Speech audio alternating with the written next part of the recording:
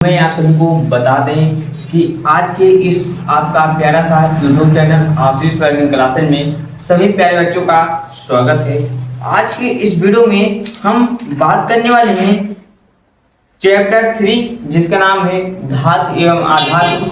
ये हमारा first second third यानी एक थर्ड क्लास है।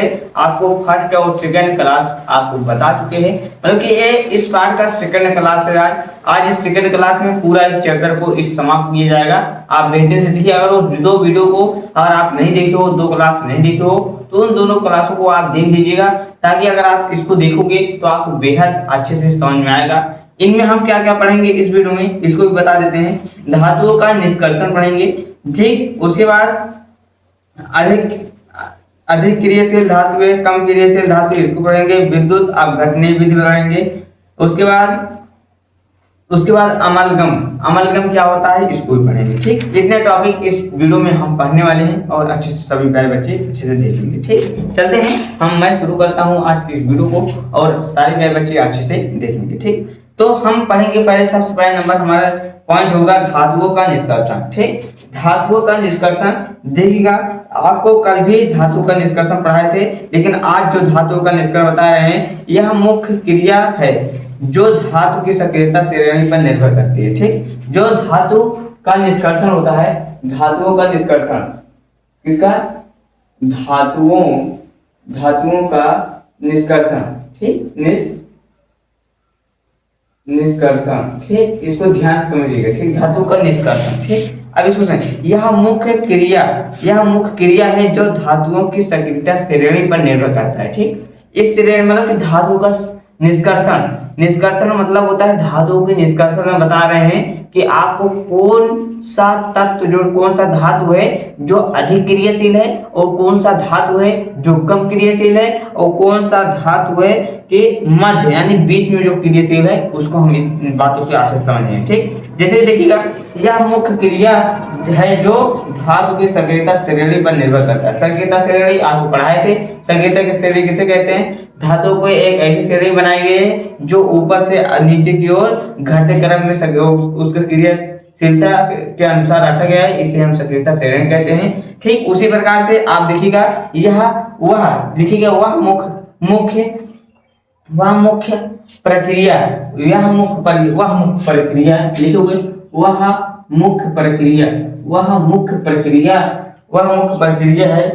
प्रक्रिया है जो लिखिएगा, यह मुख्य प्रक्रिया है जो क्या करता है, जो धातु की सक्रियता श्रेणी पर निर्भर करता है, जो धातु की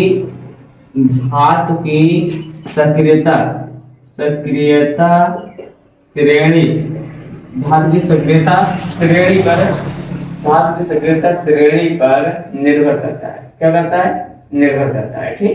निर्भर करता है, इसको समझिएगा, ठीक। ये क्या करता है, धातु की सक्रियता श्रेणी पर क्या करता है, निर्भर करता है, ठीक। इसको आप बेहतर से समझिए, आसानी से समझिए और अच्छे से पढ़िए, ठीक।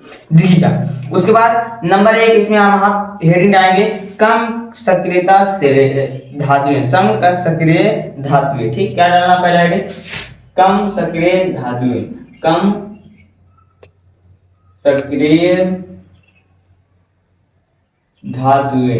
ठीक। कम सक्रिय धातु देखेंगे, ठीक। कम सक्रिय धातु जैसे कि वे प्रकृति में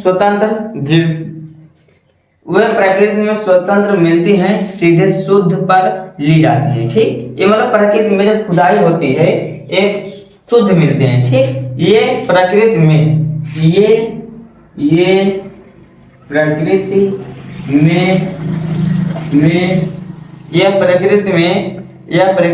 स्वयं मिलती है, यह प्रकृति में स्वयं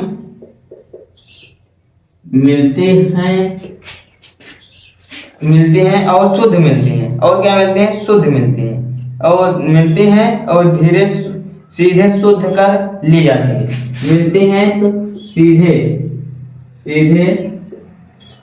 शुद्ध कर ली जाती है। अब इसको समझिएगा, सीधे शुद्ध कर ली जाती हैं। जैसे कि हम आपको बता दें, एक कम सक्रियता श्रेणी, यानी इनका जो होता क्या, एक ही सक्रियता में कम होते हैं। इसको आप समझिएगा गहराई से, ये क्या होते हैं, सक्रियता श्रेणी में कम होते हैं। इसको भी हम आपको कल एक दिन बताए थे ना। ये क्या होते हैं, सबसे कम सक्रियता श्रेणी, अगर कोई बोले सक्रिय धातु कौन है, सबसे कम सक्रिय धातु, ये बहुविकल्पी में पूछा जाता है। और एमसीक्यू में अगर आपको नहीं पता रहेगा तो एमसीक्यू में आएगा तो आपको छूट जाएगा ना।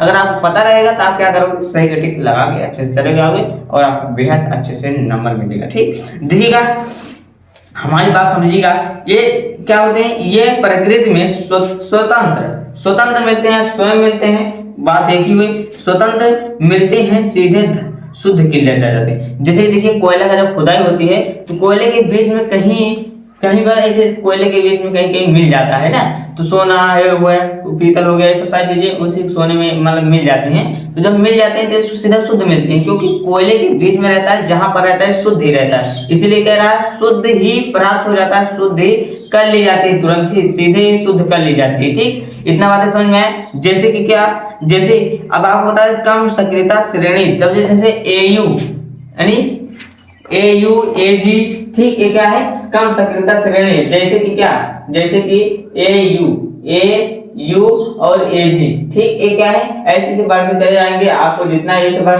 मतलब ये इसका सबसे कम होता है, फिर इसके बाद इसका बढ़ जाता है थोड़ा सा, इसके बाद ऐसे बढ़ जाएगा। ठीक, इसको आप ऐसे देख सकते हो। ठीक, मतलब सबसे कम सक्रियता श्रेणी की बात की जाए तो AU है। ठीक, इसको बात समझिएगा हमारी बात।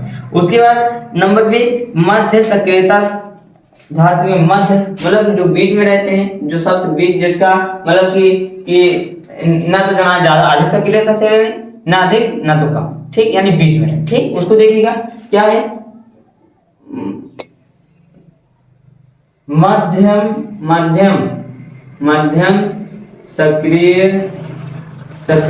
धातु में। ठीक, धातु माध्यम सक्रिय धातु में। ठीक, माध्यम सक्रिय धातु जैसे क्या, माध्यम सक्रिय धातु जैसे क्या, माध्यम सक्रिय धातु जैसे क्या, इनके अयस्क को पहले गर्म किया जाता है। ठीक, जब इनको परास्त किया जाता है तो ये शुद्ध नहीं मिलता है। ठीक, हमारी बात समझ आ रही है।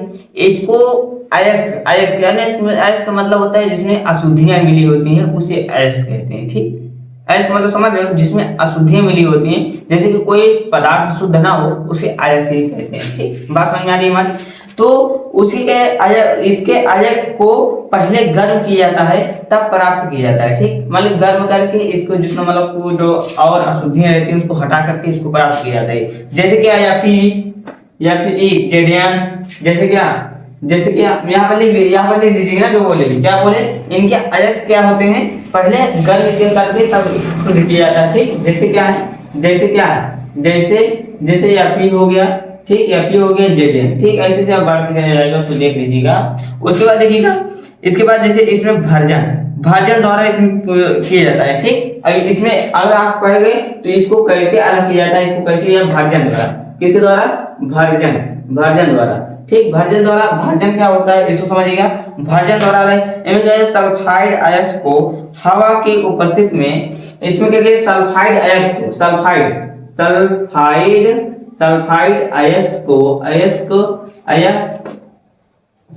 अयस्क को क्या करते हैं, सल्फाइड अयस्क को हवा यानी वायु, ठीक, हवा या वायु के उपस्थिति में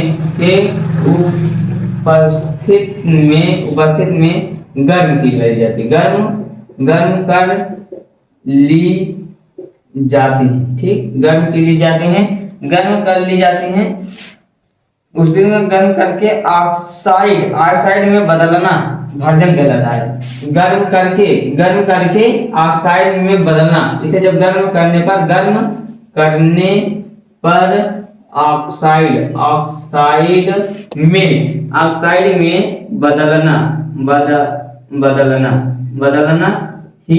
बदलना ही क्या कहलाता है, भर्जन कहलाता है। क्या कहलाता है, अयस्क में मतलब कि कहलाता क्या है, भर्जन कहलाता है। किसमें बोला, जब एक क्या कहता है, सल्फाइड अयस्क को हवा या वायु समझ लीजिए बात। के उपस्थित में गर्म करने पर ऑक्साइड में बदल जाता है। ऑक्साइड में जब में बदल जाता है, यही इसी को कहते हैं भंजन। ठीक, जैसे अपचयन किया जाता है, जैसे कार्बन से धातु प्राप्त करना। ठीक, ये सब सारी चीजें हो गए। उसके बाद अधिक क्रियाशीलता, अधिक क्रियाशीलता जैसे NaCl, ये सब बहुत अधिक क्रियाशीलता होता है, जो कि एक क्या विस्थापित कर देता है। ठीक, इसको समझिए। अधिक सक्रियशीलता, अब अधिक 3 नंबर है क्या, 3 नंबर है क्या, अधिक सक्रिय धातु, अधिक सक्रिय धातु, अधिक सक्रिय, अधिक सक्रिय धातु। ठीक, अधिक सक्रिय धातु, इसको समझिएगा। अधिक सक्रिय धातु जैसे सोडियम, पोटेशियम, कैल्शियम, ये सब सारी चीजें बहुत अधिक क्रियाशीलता होती है। ठीक, इनको कैसे शुद्धिकरण। ठीक, आप हेडिंग डाल के लिखिए, हम बोल दे रहे हैं, इसको आप प्लीज लिख लीजिएगा। ठीक है, इसको शुद्धिकरण कैसे किया जाता है, किसी अशुद्ध पदार्थ में मिलते हुए अनचाहे या बेकार तत्व पदार्थ ना, अनचाहे तत्व पदार्थ जब मिल जाते हैं, मतलब कि अनचाहे अशुद्धिकरण में क्या होता है, इसको हटा दिया जाता है। ठीक, जो इसको जैसे कि हमको सोना चाहिए, आप सोना के साथ साथ में उसमें लोहा भी, पीतल भी एक में मिल से, तो हम उसको क्या करेंगे, हटा देंगे ना, यही बात है। ठीक, उसके बाद जब किसी धातु या अयस्क में इसके साथ मिट्टी रहे, पत्थर रहे या अन्य तत्व मिल जाते हैं, तो इन्हें अशुद्धिकरण कहते हैं। ठीक, इन्हें क्या कहते हैं, अशुद्धिकरण कहते हैं। ठीक, अशुद्धिकरण समझ में आ गया नहीं, इसको अधिक क्रियाशीलता जैसे कि सबसे जैसे क्या के, उसके बाद पोटेशियम, उसके बाद कैल्शियम। ठीक, इसको यही सब होता है, मतलब इसको बढ़ते चले जाए, आप देख लीजिएगा कि सबसे सब ज्यादा इसका होता है, तब इसका होता है, तब इसका घटते चले जाते हैं। ठीक, उसके बाद हम पढ़ेंगे विद्युत अपघटनी विधि। ठीक, विद्युत अपघटनी विधि, विद्युत अपघटनी विधि, विद्युत अपघटनी विधि। ठीक, विद्युत अपघटनी विधि, इसको देखिएगा। विद्युत अपघटनी विधि वह प्रक्रिया है जिसमें विद्युत धारा की सहायता से, यह वह प्रक्रिया है जिसमें विद्युत धारा की सहायता से किसी यौगिक को उसके घटकों में तोड़ा जाता है, उसे विद्युत अपघटनी विधि कहते हैं। वह प्रक्रिया, यहाँ पे लिखिए, वह प्रक्रिया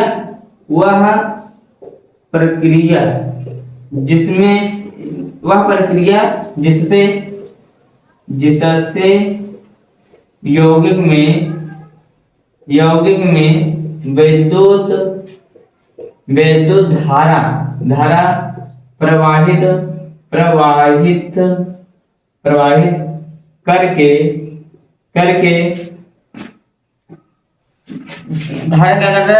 धारा प्रवाहित करके यौगिकों के उनके न धारा प्रवाहित करके क्या कर जाता है, उनको घटकों को तोड़ दिया जाता है। यौगिकों में विद्युत धारा प्रवाहित करके यौगिकों के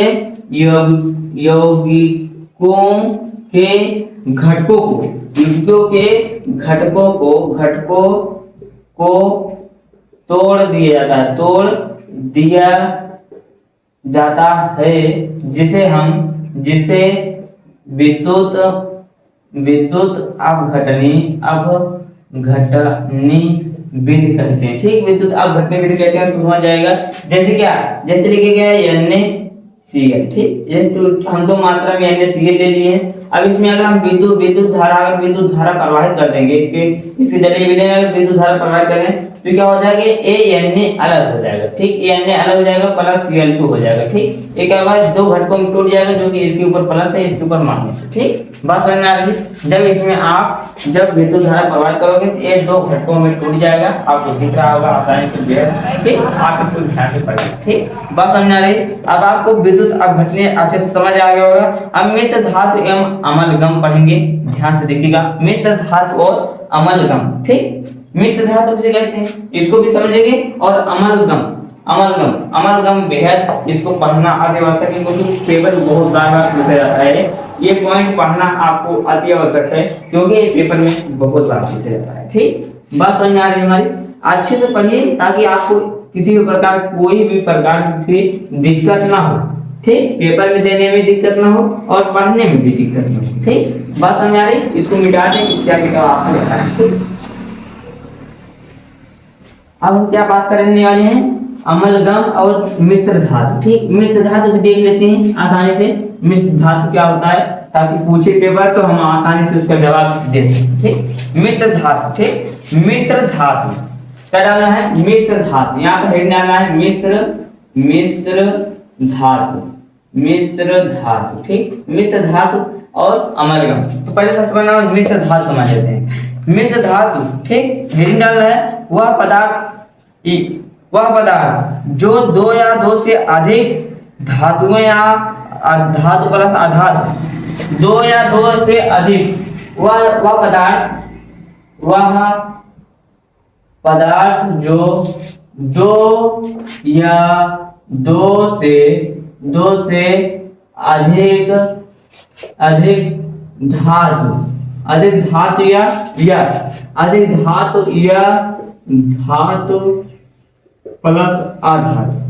धातु प्लस आधातु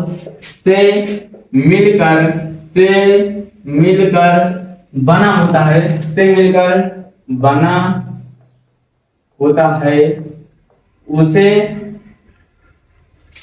उसे मिश्र धातु कहते हैं। मिश्र धातु कहते हैं, उसे क्या कहते हैं, मिश्र धातु कहते हैं। ठीक, किसे कहते हैं मिश्र धातु, वह पदार्थ जो धातु या दो से अधिक धातु से मिलकर बना हो या धातु व आधार से मिलकर बना हो, वह पदार्थ को क्या कहते हैं, मिश्र धातु कहते हैं। मिश्र धातु कहते हैं। ठीक, इसको आप समझिएगा।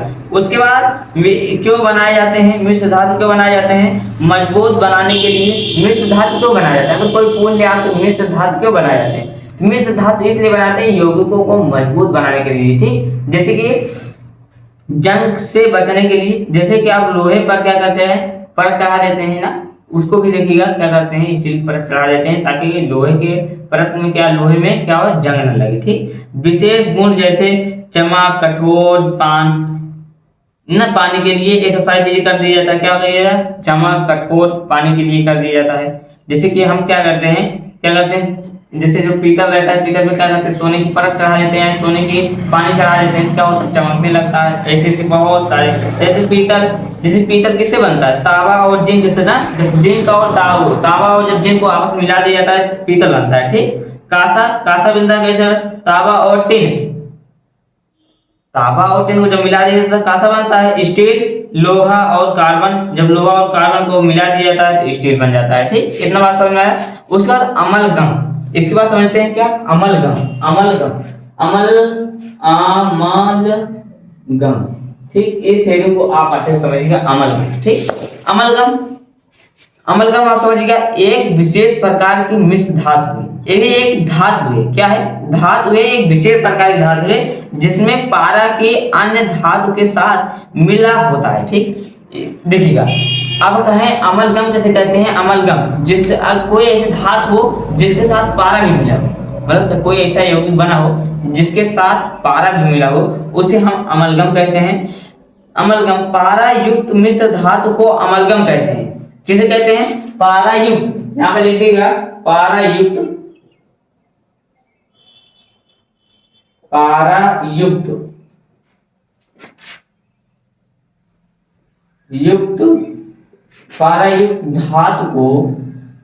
धातु को अमलगम कहते हैं।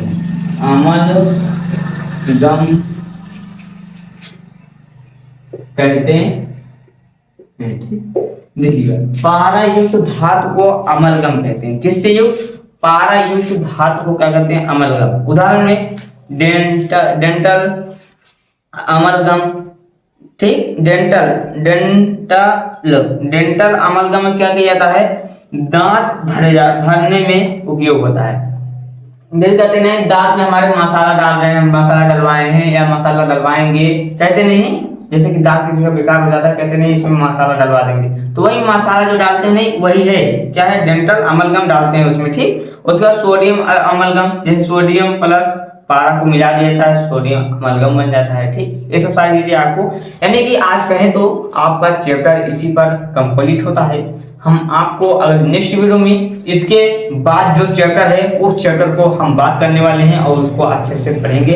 और सारे प्यारे बच्चे ध्यान से पढ़िए, किसी भी प्रकार की कोई भी डाउट ना रह जाए किसी प्यारे बच्चों को। ठीक, समझ आ रही है हमारी बात? चलते हैं हम आपको अगले नेक्स्ट वीडियो में मिलते हैं। बेहद से आपको आसानी से और पढ़ाने वाले हैं। अगला नेक्स्ट क्लास होगा हमारा इसके आगे जो चैप्टर होगा उसका। ठीक, चलते हैं अगले नेक्स्ट वीडियो में हम आपको मिलते हैं। धन्यवाद।